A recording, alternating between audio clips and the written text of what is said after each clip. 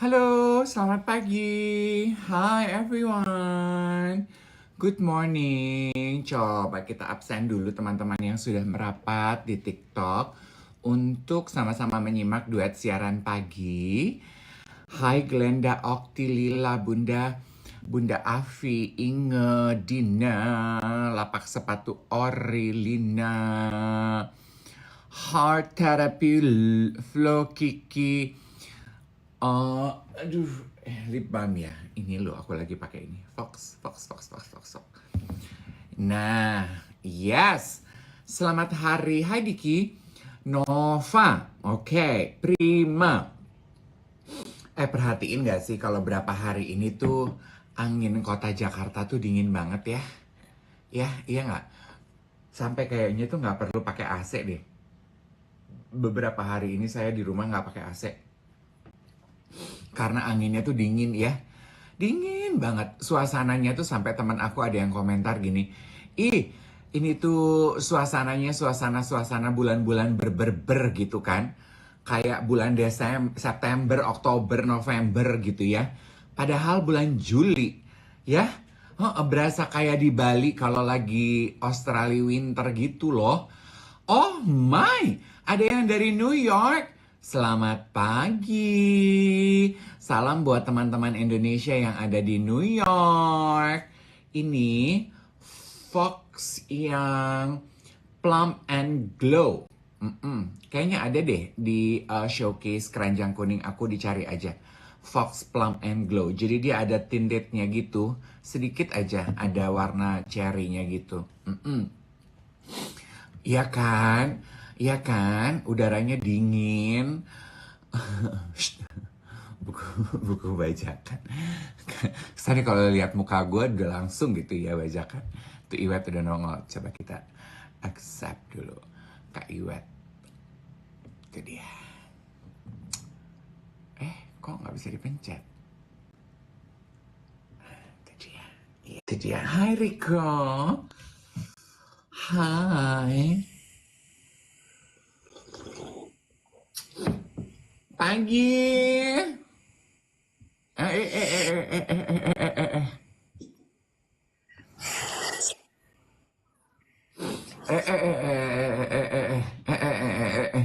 eh, eh. Ikuti melati Alibaba. Miring ya, crash tuh nadanya tuh. Naik setengah. Putih-putih melati Alibaba gitu. Coba lo ambil nada dasarnya, lo ambil nada dasar ya. Putih-putih Lu melati. jangan ikutin gue, lu suara satu. Gue Gimana kan tuh naik dia? setengah. Putih-putih melati. Kok lu bego sih? Mau aja gue suruh.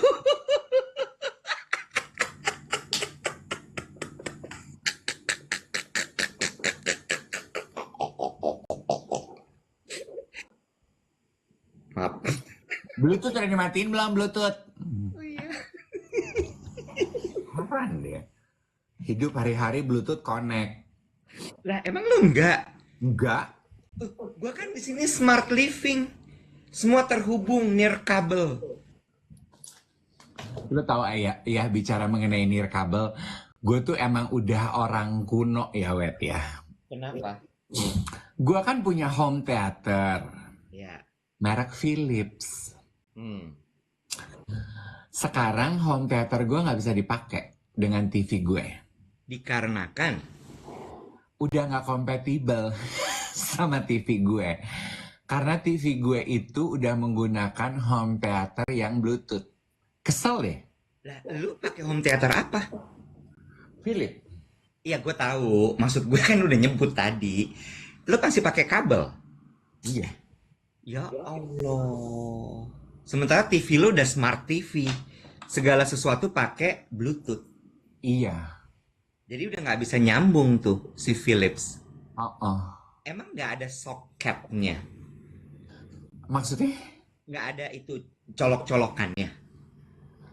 Ada colokannya. Jadi waktu gue ganti TV ini, si teknisinya udah bilang, sebenarnya TV ini tuh udah Bluetooth mas gitu. Kayaknya kalaupun kita maksa pakai kabel, nggak akan lama deh. Bener, belum setahun, Matilda alias Metong dia. Ya wis, Dia Aldo Sianturi. Aldo. Jadi ya udah gue mengandalkan suara yang dari TV aja. Menurut gue ya udahlah. Oh bisa dimasukin tuh ke colokan AUX. Iya, masukin ke colokan AUX atau lo beli kabel adaptornya.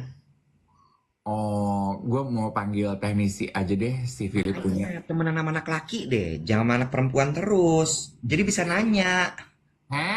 Anak perempuan juga sekarang banyak yang ngerti begituan, gila. Benar. Tanya kalau gitu sama geng YOLO. Salah. Kalau kalau YOLO sobat.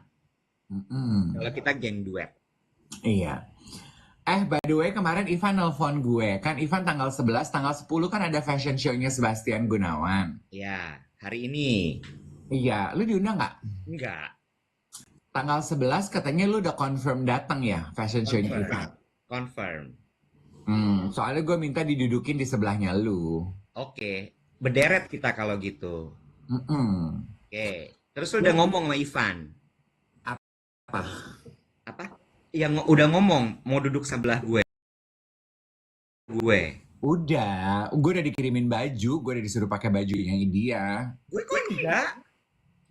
Gimana gue tahu? Lu pakai baju apa? Coba gue lihat. Gue berasa kayak Ian Hugen deh dikirimin baju sama desainer gitu suruh pakai baju gitu. Ih, enggak. Ian Hugen sampai fitting, lu cuma dikirim. Karena size gue size manekin. Halo. Apa? Oke. Maaf, Gue Pak. masih bisa kok pakai baju ukuran Ivan.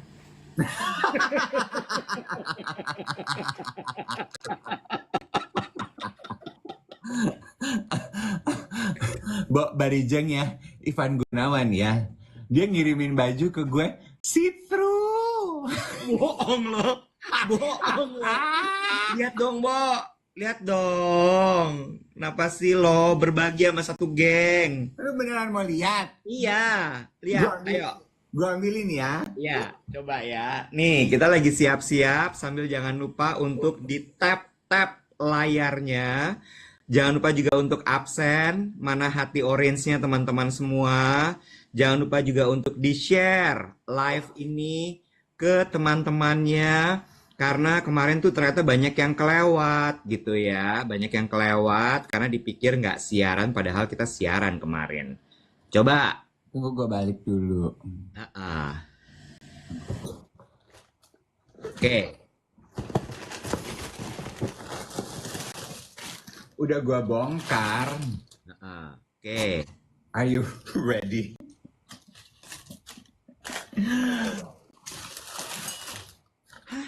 Baju perempuan kok. Ini koleksi laki yang kemarin kita nonton di Pondok Indah Mall. Oh, oke. Oh iya bener. Si pengantin Tea. Baju ini atasan doang atau satu set bawahnya juga see-through. Nah, lo di situ bisa pakai celana dalam lo yang baru, bajakan yang beli di Thailand itu.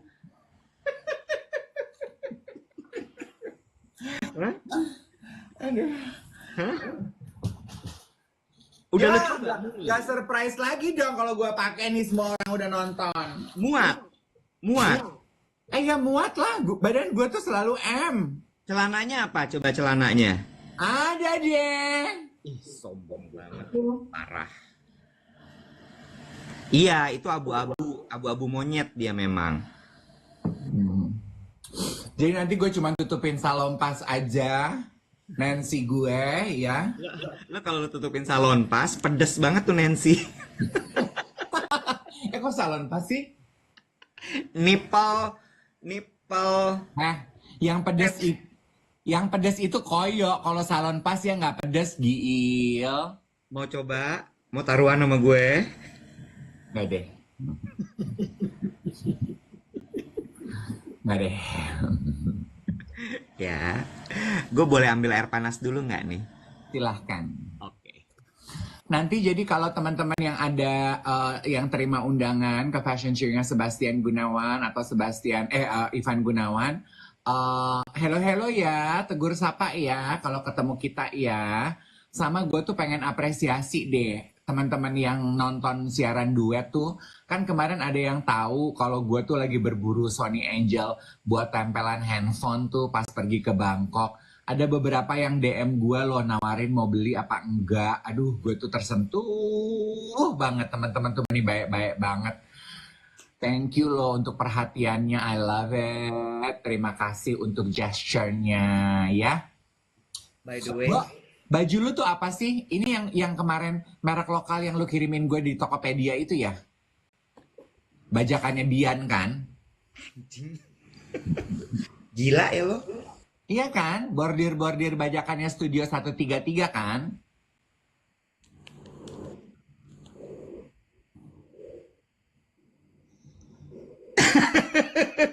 Nungguin nih. Apa? Apa namanya? Lupa. Gue capek sama produk-produk lokal itu. Tiap kali lu kirimin gue linknya, tiap kali gue mau cari, udah stock out, stock out. Empat gue, barang-barang goib gitu. Gue males belanja barang-barang goib. Kesel gue. Lu tuh gampang banget dipancing emosi. Yang kayak gini-gini nih, yang emang gambaran dari masyarakat Indonesia. Apa? Gampang dipancing. Loh, ya iya dong. Kan kita kan gitu ya teman-teman ya. Kita kan sangat percaya rekomendasi teman kan. Kalau ada barang teman kita pakai bagus, kita kan nanya beli di mana, minta linknya, kita cari di e-commerce. Bener nggak? Begitu kita cari di e-commerce stoknya habis, berhenti sampai di situ nggak loh? Sekarang gue tanya deh jujur sama teman-teman yang lagi nonton nih di awal-awal 1,3, 1,4. Kalau lo naksir barang di e-commerce, stoknya habis, apakah lo tipe pembelanja yang setia nungguin seminggu sekali lu ngecek gitu? Gue mah enggak. Gue begitu tahu barangnya stok habis, gue udah langsung buy. Gue udah nggak pernah ngecek-ngecek lagi, say. Beneran, sumprit. Emosi banget sementara orang udah pada konsentrasi bukan lagi baju goib, lebih kepada higienis ya, ngaduknya pakai bungkus. Gue selalu. Gue mah cepet aja. Coba di-spill, jadi baju lu tuh mereknya apa? Gak ada. Hah? Gak ada mereknya. Nggak mungkin. Itu kan yang toko dari Bandung itu kan? Iya, tinggal dicari aja yang link itu. Gue lupa mereknya apa karena di sini nggak ada labelnya. Itu juga orang jualan baju nggak pakai merek tuh gimana Ya sih? udah, biarin aja, Bo. Mungkin dia baru mulai. Oh ya udah. Ya Semoga kan? semoga usahanya sukses ya dengan kemudahan yang Anda berikan Judes. untuk konsumer Anda untuk mencari gimana caranya kalau nggak ada no brand. Kok Judas? Nggak judes, Apa dong ini namanya? keki. Eh, Muji itu juga nggak ada labelnya loh. Lah yang lu sebutin barusan itu label dong, brandnya dong. Iya, Cil. tapi nggak ada labelnya. Ini nggak ada labelnya. Gue nggak tahu apaan. Oh, bicara mengenai label ya. Boleh nggak sih bicara mengenai label? Boleh, boleh, Ini pengetahuan fashion nih, pengetahuan fashion ya. boleh. Iya, nggak judes tapi mukanya nyolot. Iya, emang dia hari-hari. Dia orang gunung, guys. Ya, kalau orang gunung emang kalau ngomong gitu, ya. Sekalian pengetahuan ya. Kan biasanya kalau label baju itu dijahitnya di dalam Betul. ya. Ya, Tapi anak-anak sekarang kan suka aneh-aneh tuh. ya, Baju ditaruh di luar, bener nggak? betul. Kayak Ya, Studio Moral lah, Ivan lah, ada brand Paris juga begitu tuh, taruh di luar. ya. Ini tuh dicopot apa enggak sih pertanyaan gue? Copot. Ya sebenarnya sih enggak ya, karena sang desainer pengen lu tuh punya a sense of pride ketika lu pakai. Tapi kalau teman-teman beli jas, nah ini penting nih buat laki-laki ya. Kalau teman-teman beli jas, ada label yang sengaja ditempel oleh pembuatnya di lengan. Oke, Hugo Boss, Berluti, Christian Dior, Mas Rahmat Taylor. Oke, kalau di sini di lengan, pertanyaan gue, lu copot apa enggak?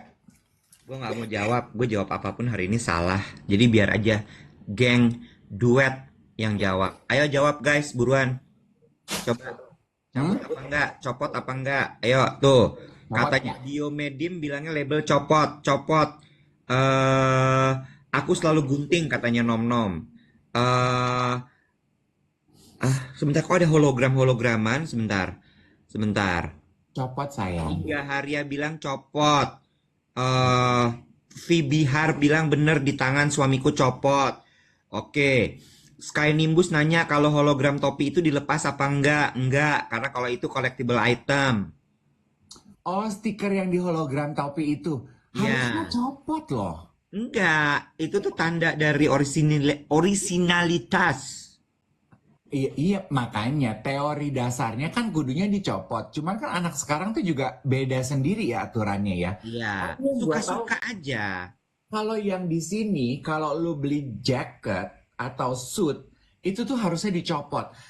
Semahal apapun jas lo, itu tuh copot yang. Tuh, Heart Therapy bilang katanya nggak copot biar tahu kalau itu Dior.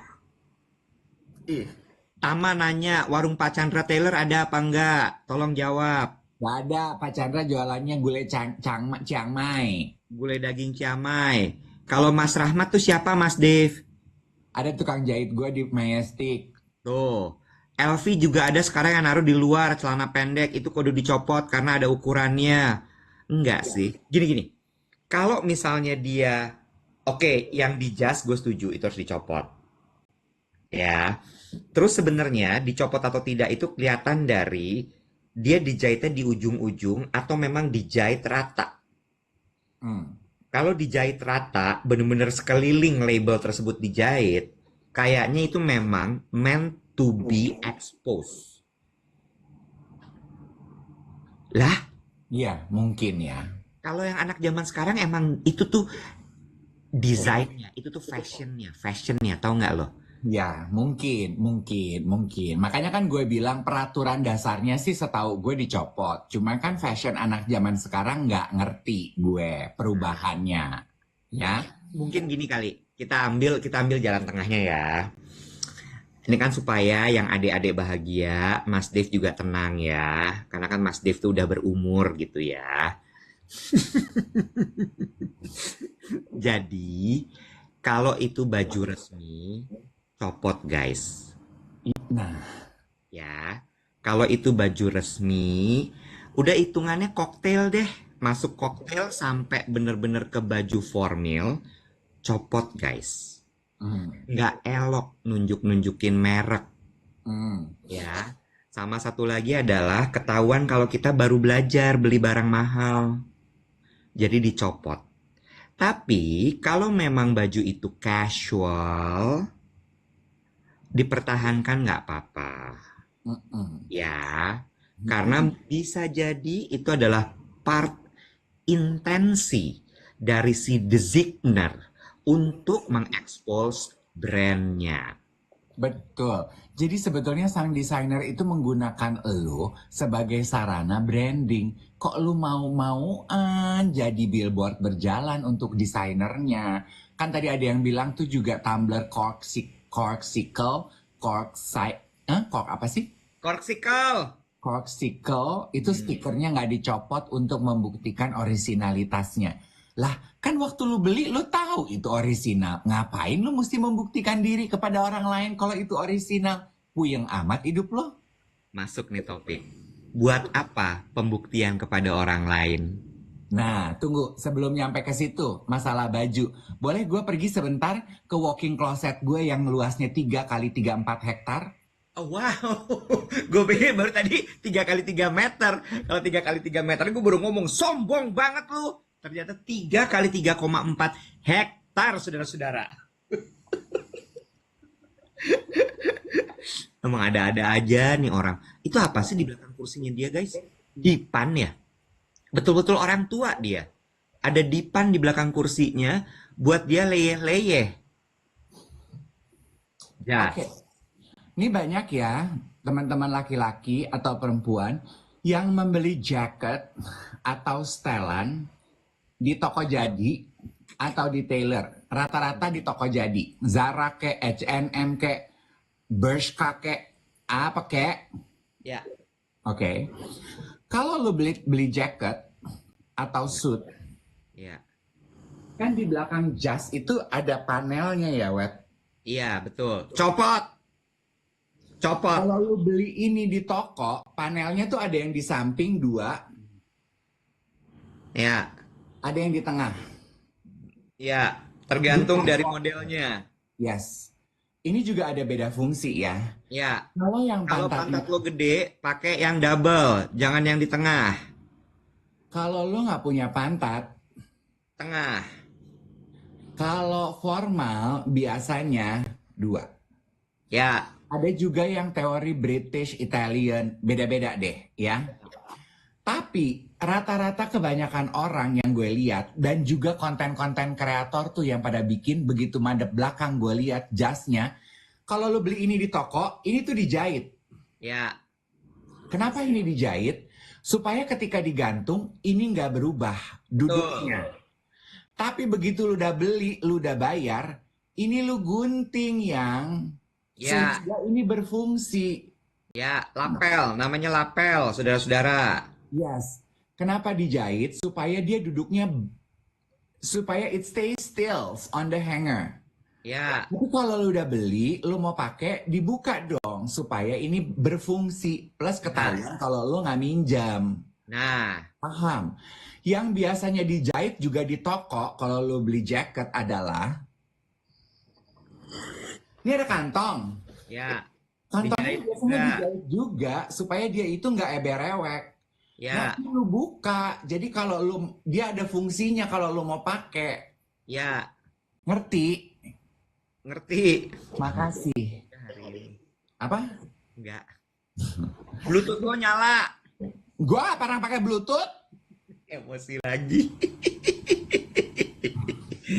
Berarti kalau lo lihat influencer-influencer itu masih dijahit lapel jasnya, dia minjam. Enggak, dia Bagiin. baru beli sama nggak tahu, nggak punya pengetahuan. Ingat kan prinsip gue, nggak ada pinter atau bodoh, cuman nggak tahu aja. Gue tuh cuman kesian aja. Ini sales associate yang jual jasnya di toko kok nggak ngasih tahu sih sama customernya? Gimana sih lu jahat banget gitu. Jadi terutama bapak-bapak ya, bapak-bapak laki-laki kan suka pada nggak pedulian tuh. Yang dilihat depannya aja, yang sibuk berkaca depannya. Begitu ngelihat ke belakang, lapelnya nggak dibuka. Ya. Ada yang nanya, kalau hijab kan ada juga tuh brandnya, dipakai apa enggak, Kak? Hah, brandnya hijab di mana? Si hijabnya itu di ujung segitiga sininya tuh biasanya suka ada kayak brandnya dijahit gitu. Nah, gue tahu.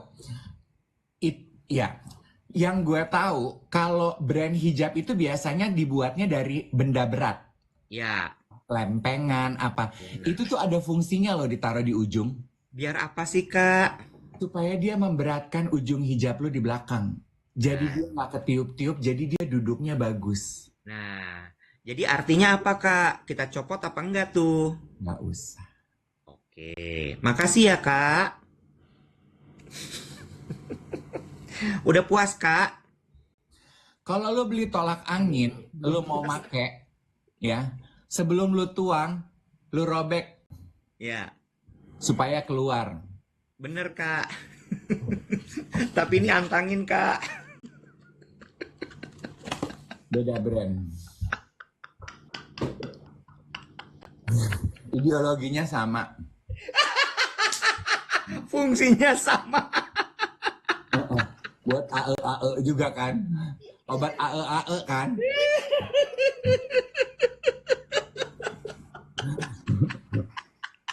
Obat AE anjay.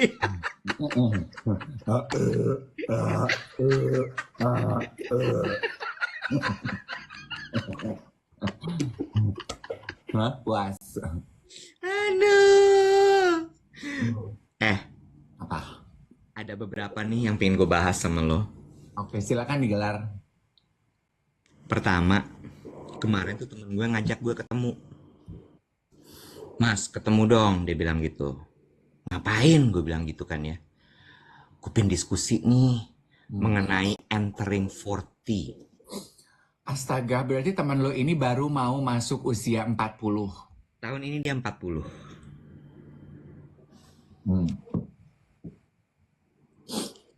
Ikut gue. Lo ngapain gue ikut aja pokoknya.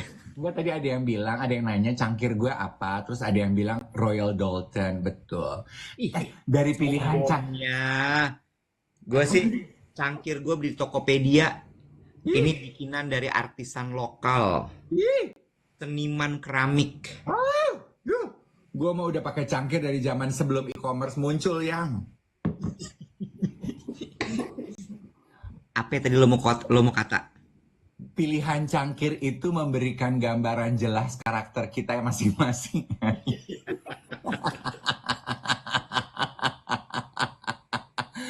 Lo ngelihat cangkir gue tuh kayaknya tuh gue tuh teman-teman arisannya Mami Toko ya. Iya. Ibu Desi.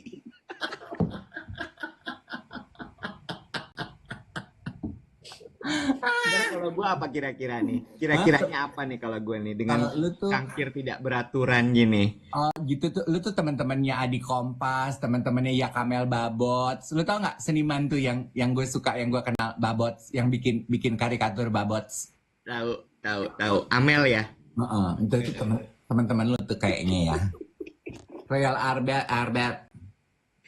Kalau lo ibu-ibu arisan yes. Mami Toko. Mamanya Bam Samson.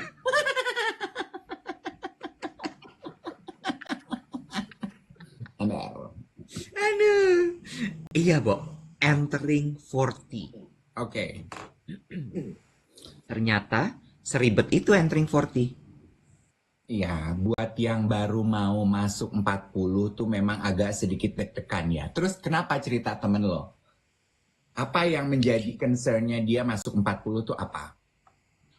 Gak tahu, tapi kalau berdasarkan dari pengalaman gue kan entering 40 baru 3 tahun yang lalu ya. Terus entering 40 to me is not easy.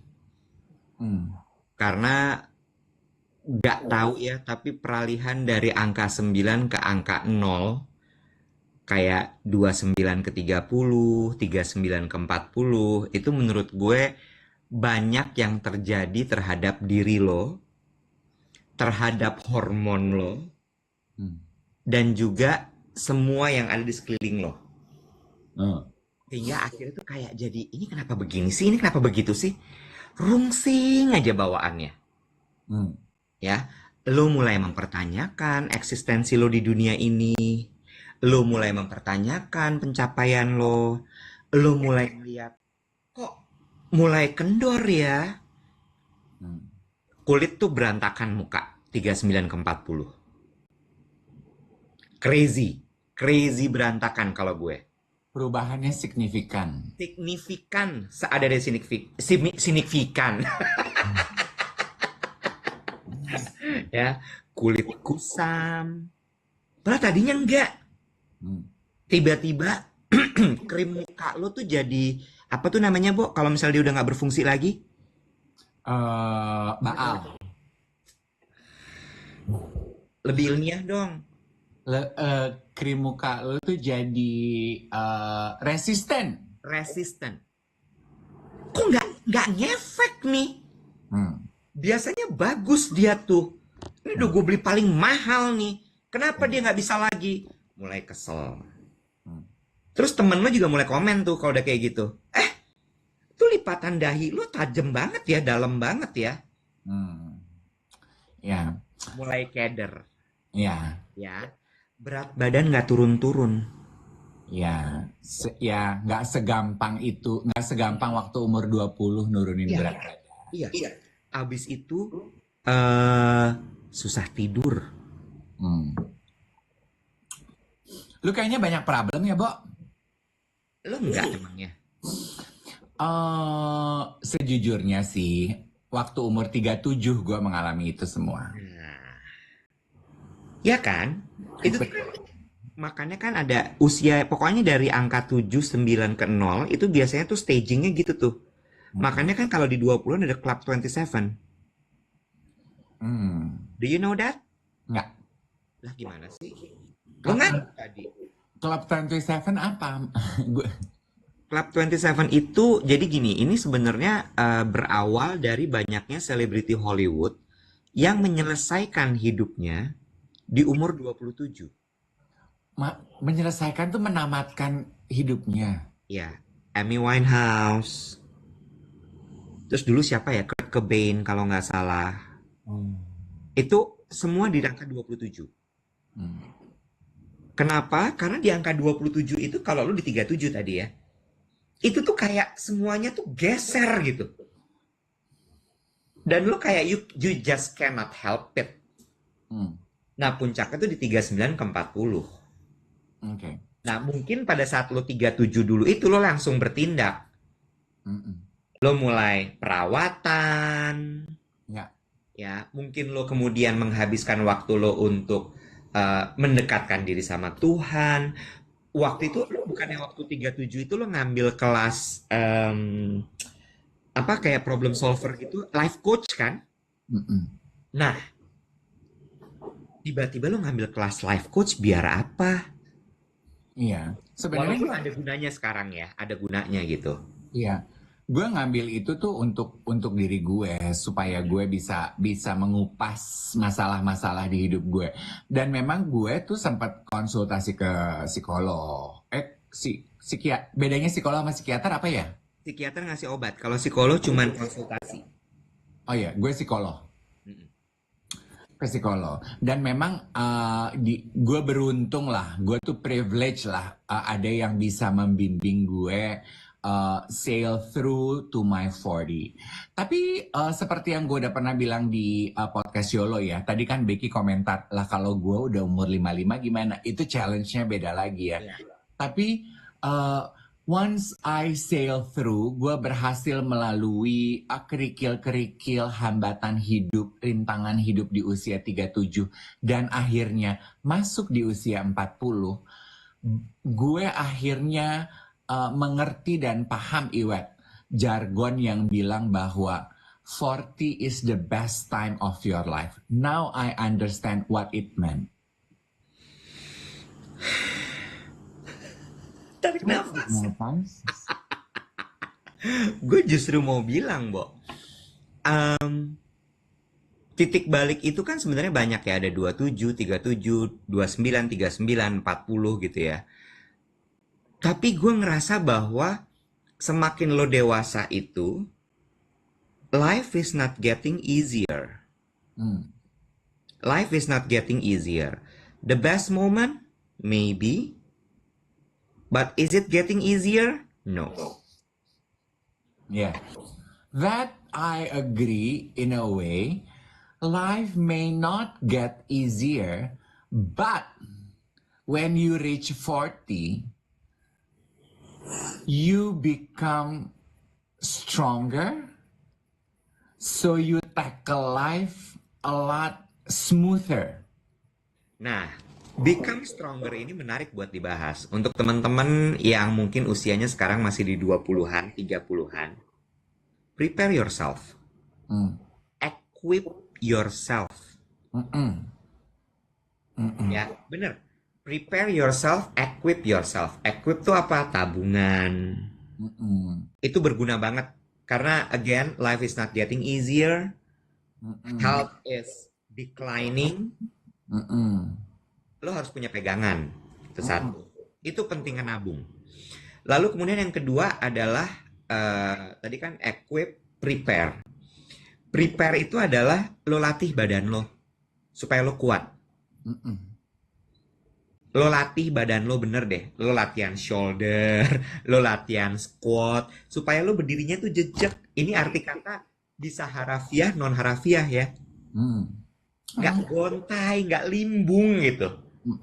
Because you just need to stand still. Whatever the problem is, whatever the problem are. Kata Ramdan gini, 40 is 20 with money. If you equip yourself, if not, 20 with more sadness. exactly. Ya, memang harus dipersiapkan. Memang harus dipersiapkan. Jadi, walaupun podcast kita namanya YOLO, gue tuh bukan penganut paham YOLO. Karena YOLO di podcast kita kan Your Life with Ours ya. Tapi mental YOLO yang, ya udah deh Nek, gue kan cuman mikirin hari ini aja. Gue tuh nggak gitu banget. Attitude gue tuh nggak gitu banget. Tapi kenapa tadi gue bilang 40 for me is I like my 40s era karena I become more and more of myself than my younger years. Kan makanya Oprah bilang waktu dia merayakan ulang tahun 50, Maya Angelou sahabatnya dia tuh kan bilang gitu ya. When you reach 50, you become your true self. Ya, Kiran bagus deh. Dia bilang gini, justru YOLO itu karena hidup cuma sekali. Makanya harus dijaga dan dipersiapkan. Ya. Nah, gue bahas sedikit ya. Gue suka nih sama kalimatnya Kiran ini dan apa yang lo stated tadi. Gaya hidup YOLO, mindset YOLO itu kan sebenarnya diciptakan sebagai sebuah bentuk pemberontakan. Dari generasi muda yang melihat bahwa nih orang-orang tua rewel banget sih. Lo cerewet banget sih nyuruh gue nabung. Nyuruh gue nggak boleh pakai kartu kredit, ngingetin gue masalah bayar hutang, ngingetin gue untuk belajar, ngingetin gue untuk sekolah. Duh, ribet banget deh. YOLO, man. Oh, itu adalah semangat rebellious anak-anak muda tuh. Iya, kan YOLO itu berbarengan sama hipster era. Kalau hipster itu kan beda lagi kan, itu juga anti kemapanan kan, Dave? Ya. Dengan kenapa hipster itu banyak di Brooklyn, di New York? Karena Manhattan itu menurut mereka kayak terlalu, oh my God, these people are very superficial. They are like plastic. Semuanya kapitalis. Semua konsumtif. So mereka labrak dengan hipster tadi. Gue tanam sendiri makanan gue. Baju tuh gue bikin sendiri. Sabun tuh gue bikin sendiri. Keluarlah minimalistic life. Kan gitu ya. Jadi maksud gue kayak, iya lu memang jadi kayak YOLO mungkin ya. Itu jadi kayak penyalahgunaan arti kata YOLO, penyalahgunaan meaning atau arti dari sini kini. Lo kan harus hidup in the present ya. You have to live in the present. That's true. Itu benar. Supaya lo nggak worry, supaya lo nggak anxious. Iya kan? Tapi abis itu dibikinnya jadi kayak diplesetin sama kayak self-love. Self-love lo jadi aur-auran, hambur-hambur uang, belanja-belanja gitu. Iya, kalau dibawa ke titik ekstrim. Iya, padahal kan self-love is not like that gitu. Gitu, kurang lebih. Jadi balik lagi, equip yourself, prepare yourself. If you already equip yourself, santai. Lo akan menjalani ini dengan baik. Iya, kan karena pada dasarnya segala sesuatu yang dipersiapkan itu akan lebih menenangkan kan buat kita. Sama kayak ketika lu disuruh presentasi, kalau lu udah persiapan lu jauh lebih tenang. Betul. Ya kan? Karena walaupun kita jago mempersiapkan segala sesuatu di dalam hidup, life is full of surprises. Tetap aja akan ada kejutan-kejutan yang hidup berikan di dalam perjalanan keseharian kita kan cuy. Betul. Lu bayangkan kalau kita sama sekali nggak bikin persiapan apa-apa, ya Allah, meledak-ledak nggak sih perjalanannya? Betul. Itu sama juga dengan pertanyaan, Kak, aku kalau mau tampil di depan umum kenapa tangannya dingin ya? Kenapa aku deg-degan banget, pingin pipis, pingin pup bawaannya? Bisa jadi mungkin karena preparation lo belum matang. If you prepare yourself, gue selalu bilang itu kalau di kelas public speaking, prepare yourself. Nggak ada orang yang tampil tidak punya preparation. Iya. Segala sesuatu yang lu lihat matang itu pasti di belakangnya ada preparation. Betul. Gue tuh dari kemarin juga pengen bahas ini loh. Lu udah nonton dokumenterinya Celine Dion belum sih? Di mana sih nontonnya? Di Prime Video. Movie Video. Oh, belum lagi. Nonton deh, Web. Bagus ya?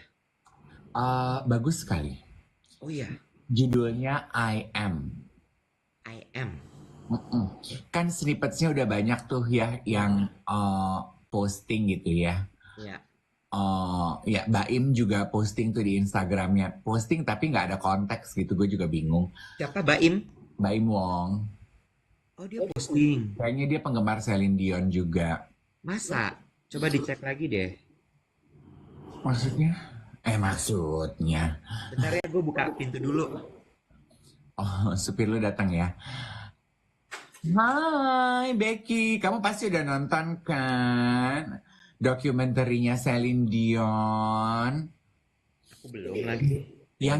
Yang gua tonton dari dokumenter Celine Dion, Web. Hmm. Dia itu beberapa hal yang gua pelajari dari perjalanan hidupnya. Beck, lu harus nonton.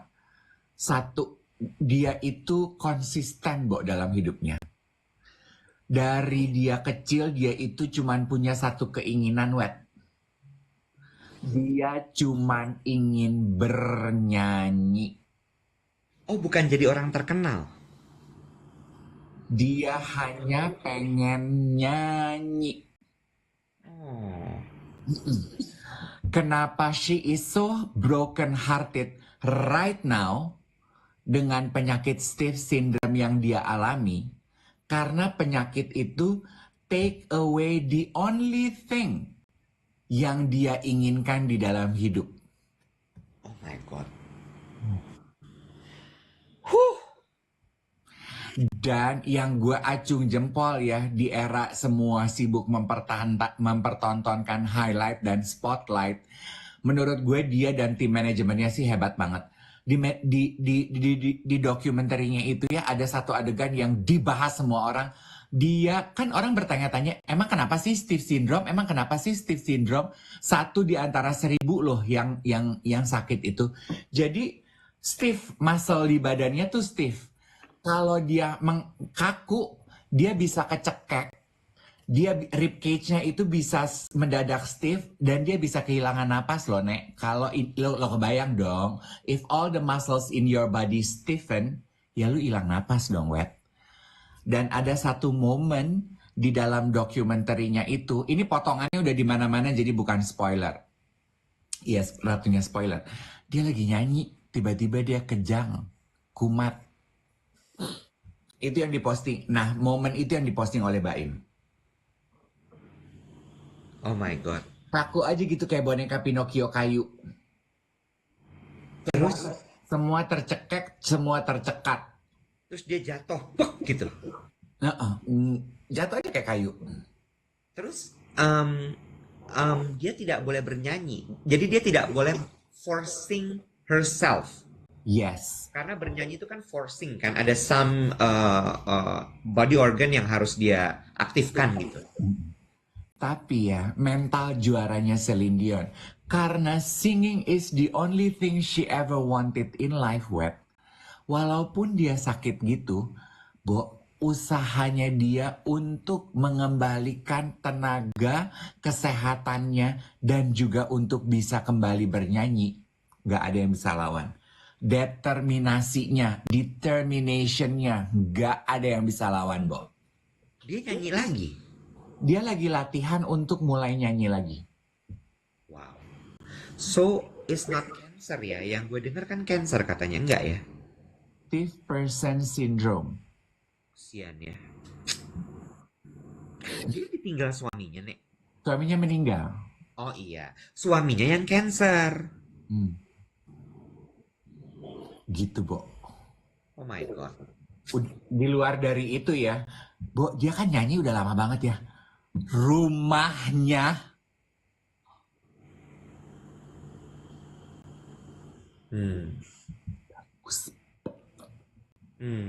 kalau lu pada doyan barang-barang mewah dan lu flexing ya, malu say lu lihat barang-barangnya Celine Dion. Dan dia itu, she is so into fashion kan, Iweb. Jadi semua barang yang dia pernah pakai di dalam hidupnya dia, all the fashionable branded stuff, itu nggak ada yang dia let go, dia simpen. Dia punya storage segede ballroom 2 biji untuk nyimpen semua barang-barang yang pernah dia punya. Dan semuanya itu tertata, dia punya petugas, dia punya staff khusus buat ngurusin begituan. Itu baru bintang. Beuh. Jadi gini ya, jadi buat gue tuh ngelihatnya gini ya, dia suka beli barang adibusana, kutur. Dan adibusana banget bahasa lu tuh. Karena banyak web kuturier Prancis yang bikin wawancara di mana tuh? YouTube. Ya. Yang mereka bilang gitu ya, satu-satunya penyanyi di dunia ini yang tidak pernah menawar barang kutur gue, Celine Dion. Kenapa? Yes. Kenapa? Because she appreciate the art, the amount of effort, the skill we put into our clothing. Gue harus jualan tuh berarti baju gue sama dia. Ya Allah, Nek. Dia mau pakai kemana baju-baju gamis lu itu, sayang? Hah? Baju-baju gamis lu itu buatan Rodarte. Baju-baju gamis itu di topet nggak ada brandnya. Desainernya aja masih bingung mau ngasih brand apa. Mending mana? Baju-baju gamis gue atau baju sirtru lo? Lah, gue kan alirannya tundas. Tumbas! Bukan tundas. Lu dari kemarin deh. Gue kan alirannya tumbas. Gila ya. Udah gue kirimin biar lu belajar. Nggak juga bisa-bisa. Ya Allah. Celine Dion tuh ya. Which yang akhirnya gue gini ya. Oh, karena dia itu menyadari web. Yang kita nikmati mungkin saat dia konser 14-12 lagu. Tapi di art that she put untuk bisa menyanyikan lagu 5-7 menit di atas panggung itu, rentang pekerjaan panjangnya ke belakang panjang banget, Jack. Iya kan? Dia menjelaskan gitu ya, Iwet ya. Ada satu tuh, kan gue nonton konsernya dia di Jakarta. Yeah. Dia pakai ada satu suit gitu, warna emas. Terus gue sama Donny Lim nonton gini. Ini kan ya waktu kita nonton, dia bilang gini, ini kelihatannya dari depan seperti jaket, tapi kemeja ya. Dia bilang ini bukan kemeja. Gue minta sama desainernya, jadi kemejanya tuh cuma di sini sama di sini. Supaya gue bisa tetap bergerak ketika gue bernyanyi tanpa merubah bentuk. Lo kebayang konstruksinya harus dipikirin kayak apa? Penempatan velcro, kancing harus dipikirin supaya badan gue tetap terbungkus sempurna gerakan apapun yang gue lakukan di atas panggung. Aduh, Bo, dia tuh ternyata tipe yang bukan micromanage ya. Dia itu sangat critical thinking. Kita pernah membahas itu kan, Web. Dia tuh dari A sampai Z, apa yang dia lakukan di atas panggung ketika dia nyanyi, itu tuh nggak ada yang lewat dari apa yang dia rencanakan, Bo. Itu bukan critical thinking tuh kategorinya. Apa tuh? Well thought. Dia benar-benar mencurahkan semua pemikirannya kepada sesuatu. Nah, jadi nggak cuma sambil lalu, nggak asal jadi. Nggak pernah setengah-setengah. Itu yang jadi sebuah benang merah ya, bahwa orang-orang sukses, all those mega stars, itu memang nggak ada yang pernah asal-asalan. Bukan perfeksionis. Kalau perfeksionis tuh benar-benar sampai nggak bisa 1 inci nggak boleh kurang. Itu perfeksionis. Tapi kalau well thought, toro gitu. Mikir itu toro. Toro tuh apa bahasa Indonesianya, Bo? Kacang. Kacang toro lagi. Itu mah toro, bukan toro. Toro itu bahasa Indonesianya pop quiz. Toro bahasa Indonesia menyeluruh. Iya, menyeluruh. Iya, itu dia, menyeluruh. Berpikirnya tuh menyeluruh gitu. Nggak cuman sempit di sini doang. kemarin gue habis negur tim gue. Hmm. Holistik, menyeluruh, betul. Keseluruhan. Gue bilang gini, kemarin kan pre-work plan. Ada satu plan. Terus gue tanya, kamu bisa nggak kira-kira mengeksekusi plan ini?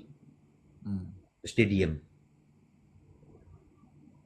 Dia diem. Terus gue gini, kenapa diem? Bisa gitu. Main cepat aja tuh, biar gue happy. Ya kan? Terus gue bilang gini, gimana caranya? Gue lagi anaknya usil kan ya.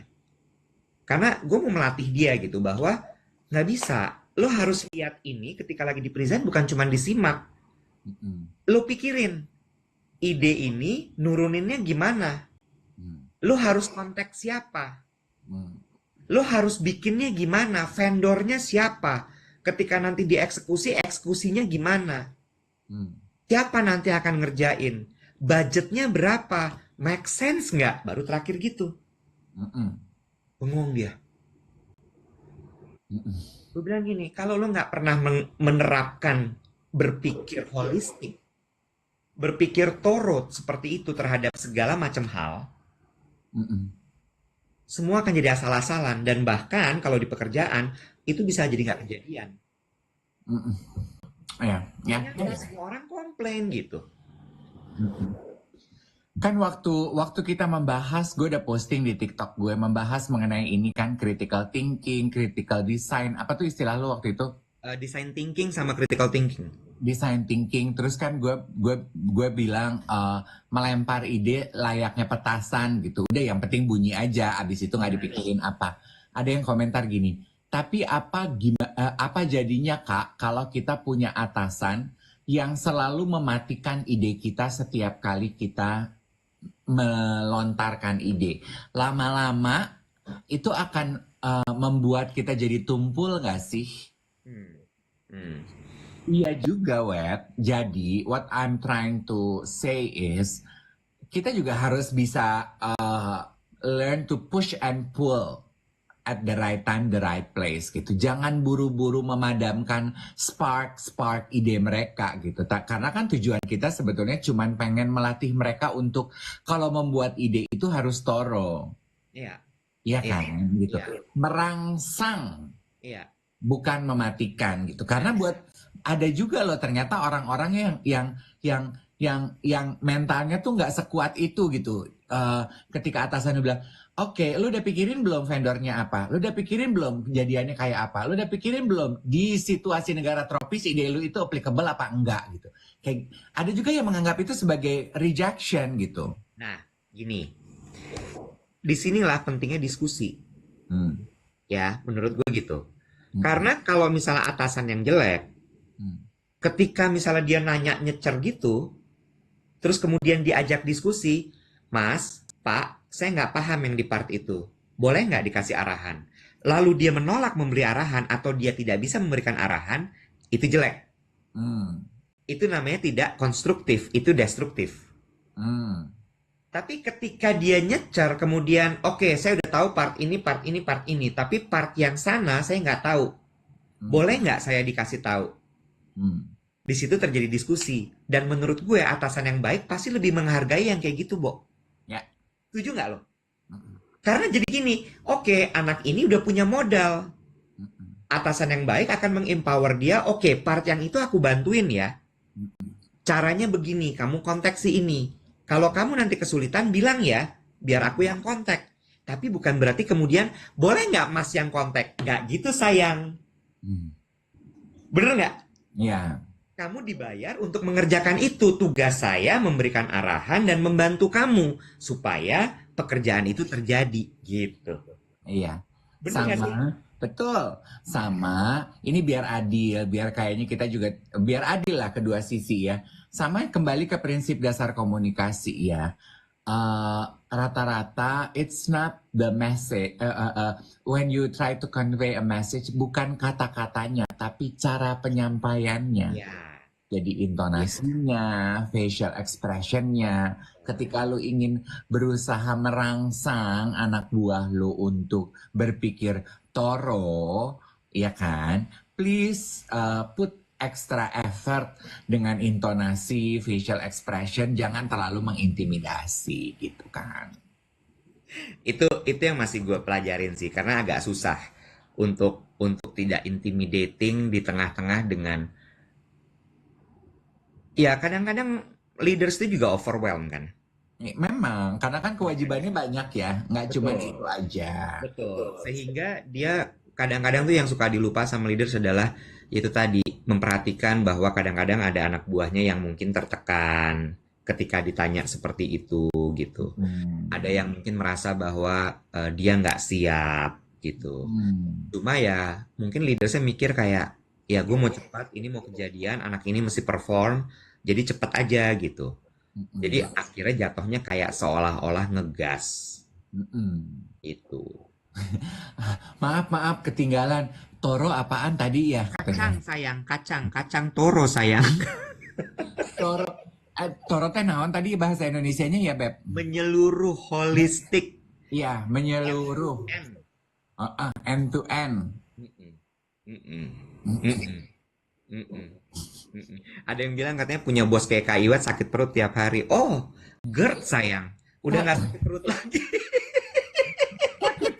Sakit perut. Ya ampun, itu gejala awal, sayang. Itu gejala awal sayang. Hmm. Itu sakit perut. Lu akan terima kasih sama Tuhan Yesus kalau lu cuman sakit perut. Heeh. Makanya sayang, kalau masuk ruang meeting, jangan bawa es kopi sayang. Kamu GERD pasti. Penyakit bawahannya Iwet itu bisa menentukan senioritas. Kalau anak baru sakit perut, ya. Medium gitu ya, udah kerjanya 3-4 tahun, udah GERD, ya. Tapi kalau udah 7-8 tahun, itu tuh udah usus buntu. Ya, Endoskopi sayang. iya, heeh. Itu udah pasti. Heeh. Itu udah pasti. Itu udah pasti. Aduh sayang.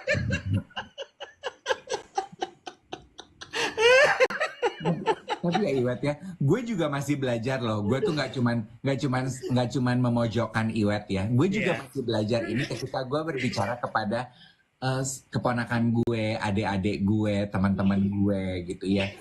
Karena gue menyadari gitu, Web, I don't want to say something hurtful. Iya. Gue tuh kan guru komunikasi. Gue tahu kan, oh intonasi nih gitu ya, yang melukai perasaan orang intonasi nih. Mm-mm. Jadi gue tahan gitu, jangan sampai intonasi gue melukai gitu. Kalau gue mau dismissive atau merendahkan gitu. Tapi yang susah tuh adalah ekspresi. Gak Jadi bisa itu susah banget. gue nggak ngomong, Iya. tapi muka gue tuh kayak merek korek api. Lo tau merek korek api? Mm-mm. Ya, bener itu susah banget. Apalagi untuk orang-orang ekspresif seperti kita, Bo. Iya. Kan ada orang yang memang poker face ya, yang memang mereka tuh bisa menahan ekspresinya sedemikian rupa. Wah, kalau gue sih nggak bisa gue. Mm-mm. Iya, Tokai ya, mereknya ya. Aduh, aduh. Korek api gas, yes. Gue jadi gue lagi belajar tuh gitu untuk ekspresi gue tuh manis gitu. Iya. Itu tuh yang paling kesian tau nggak lo sebenarnya siapa? Bukan anak buah gue, Bo. Apa? Si Cabi, Bo. Supir lo. Iya. Cabi tuh di sebelah gue setiap hari. Lo kebayang nggak kalau gue lagi kayak korek api gas itu ya? Lo tahu apa yang terjadi? Dia bukan GERD dia cukup kuat. Perutnya kuat. Iya. Iya, tapi dia pelariannya ke makan, dia emotional eating. Supir lo nggak GERD, tapi supir lo emotional eating. Ya, tiap kali dia stres, dia nyemil. Sama sekarang kagetan. Dia dia kagetan. Jadi ini cerita ini kalau misalnya gue masuk nih, misalnya pagi gini abis live tiba-tiba ada WhatsApp masuk apa. Masuk mobil tuh muka gue udah kencang tuh kan. Set gitu. Dia langsung gini, wah, tantangan nih hari ini. Mari kita hadapi. Gitu dalam hatinya kalian nih ya.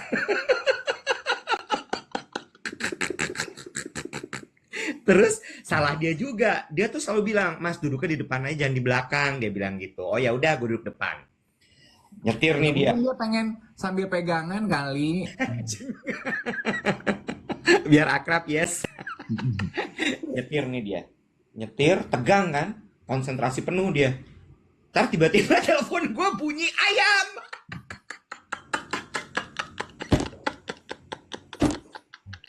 Itu kerap terjadi, Bo. Gue nggak bohong. Beneran. Gak sehat loh. Kalau nyetir sambil tegang itu, Nek, lu nggak boleh loh, Nek. Lu gila ya. Pernah satu kali dia kaget. Bukan telepon gue yang bunyi. Bis Transjakarta klakson. Di samping dia. Kalau itu gue juga kaget sih. Gue kalau lagi nyetir sendiri, bis Trans Jakarta bunyi di samping gue tuh gue juga kaget. Itu juga gue kaget sih. Lo tahu rasanya ya. Lo relate sama dia ya. Iya, itu. Dan gue kan sendirian ya. Gue ngakak sendiri sih. Aduh capek. Ya, pernah ngalamin ya nggak yang suka nyetir tiba-tiba bis Trans Jakarta dekat banget sama lu terus dia honking terus lu lagi bengong gitu terus terus lu kaget lu pernah ngalamin kan?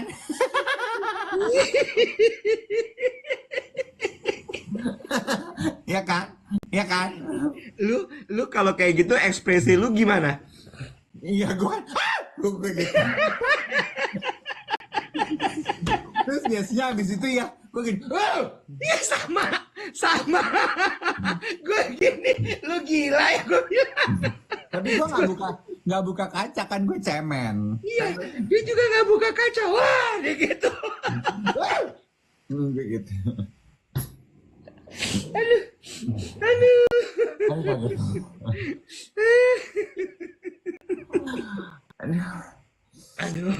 Aduh. Aduh, capek. Kagetnya maskulin ya. Iya. Aduh, capek banget. Lu udah ngabisin energi gue nih. Gila, lu yang hari ini serius banget ngecerita teman lu 40. Udah, besok gua nggak mau bahas 40, gua udah nggak mau bahas. Kayaknya kita kayak ke orang tua ngomongin 40 tahun mulu. Emang udah tua, udah. Ya udah, nggak usah dibahas. Aduh, capek. Itu tuh sama kayak orang miskin ngomongin kemiskinan, lu capek kali. Orang kaya ngomongin kekayaan, lu capek. Masih banyak dari kehidupan ini yang bisa digali deh. Tapi kan lu udah membantu orang-orang yang pada bingung. Lu lagi mungkin galau. Aduh, capek. Udah jam 8. Iya, lu mau meeting, gue udah tahu. Lu udah pakai baju begitu. Ya, gue mau ke Cisauk hari ini. Di mana sih Cisauk itu? Google dong. Gak tahu, gue kemarin kenalan sama orang di Tinder Cisauk, gue gini, Cisauk di mana? Jawaban dia gitu, Google dong, gue gini, judes amat lu. Berarti nggak lanjut ke itu dong, video call Instagram. Ya enggak lah, orang gue nanya manis-manis Cisauk di mana tuh? Google dong, gue langsung gini, Mas, I'm just making conversation, hello. Oh deket Eon, BSD. Good luck deh, jangan lupa paspor. Hari ini lo pergi nggak? Kemana? Iya, gue nanya, lo pergi nggak? Pergi dong, gue undangan Seba tuh jam 5.30. Jam 12 gue foundation lapis 1. Terus kan I let it sit foundation lapis 1. Jam 2 gue foundation lapis 3. Jam 2.30 baru gue blush on. Blush on dalam, yes. Baru bedak tabur. Lo tau kan kalau gue naruh bedak tabur tuh gue nggak pakai blush. Enggak, bedak tabur gue tuh gue tebar ke atas baru gue gini. Terus dia jatuh. Baru gue gini. It trickle down on my face gitu. Baru Itu sama kayak perfume ya. Lo semprot ke atas, you walk on it ya. Yang paling sebel ya, lu udah nyemprot parfum ke atas, tiba-tiba kunci lu ada yang ngetok dan lu harus buka pintu. Ya. Terus lu jalan. Ya, itu parfum jatuhnya ke lantai kamar mandi dong. tidak tepat sasaran anjay.